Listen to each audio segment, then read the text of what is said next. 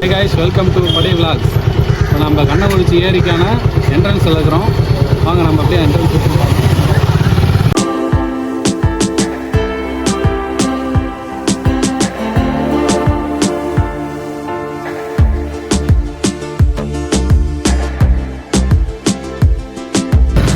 இந்த இடத்தெல்லாம் பாருங்க, பயங்கரமாக இருக்குது. இப்போ அநேகமாக பாக்கு மரம்னு நினைக்கிறேன்.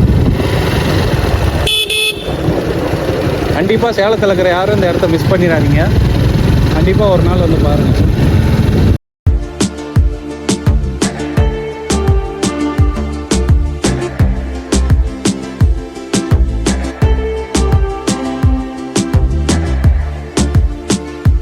பார்த்தீங்கன்னா நம்ம இப்போ புதிய ஏரிக்கு வந்துட்டோம்.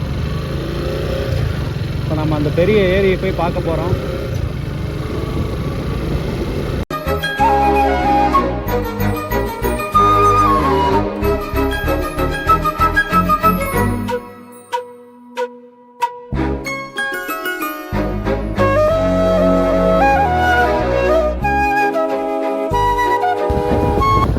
இதுதான் நம்ம சொன்ன அந்த புதிய ஏரி. இந்த புதிய ஏரி வந்து ஏற்காடு மலையிலேருந்து வர தண்ணியெல்லாம் இங்கே தான் ஒட்டுக்கா தேங்கி நிற்கிது. இதோட ஃபுல் வியூவை பாருங்கள், எவ்வளோ தண்ணி சுற்றி தேங்கி நிற்கிதுன்னு பாருங்கள்.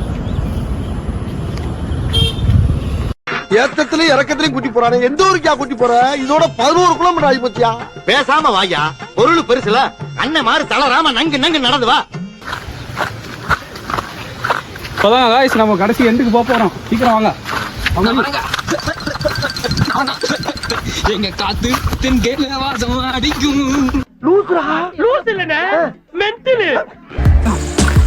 அடி பாதுகாத்து தான் போகுது. வரலாம் கொஞ்சம் பார்த்து பத்திரம்.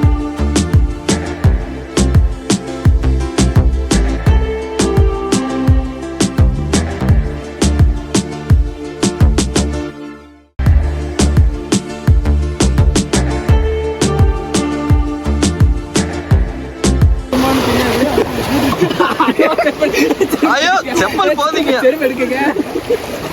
இந்த செருப்புல எடு நீ. செப்பல் கையில எடுத்துக்கடா. செப்பல் கையில எடுத்துக்கிறியா? நான் எடுத்துட்டு தான் இருக்கேன்.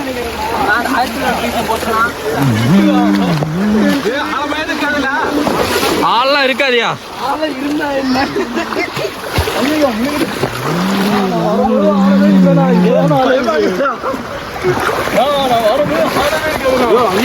ஆமா சரி வந்துங்க, நான் மேலே ஏறிக்கிறேன்.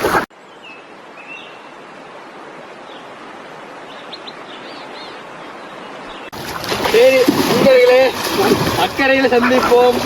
வலிக்குதா? ஆமா, அப்படி போக முடியாதுண்ணா. பாதுகாப்போட போன்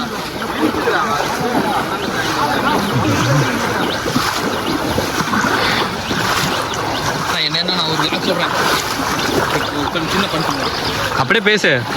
மேல போறாங்க, மேல போறாங்க.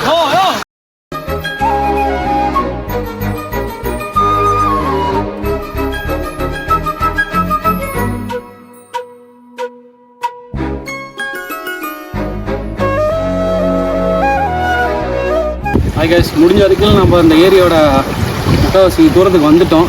இதுக்கப்புறம் நம்மளுக்கு போகிறதுக்கு அலோடு இல்லை.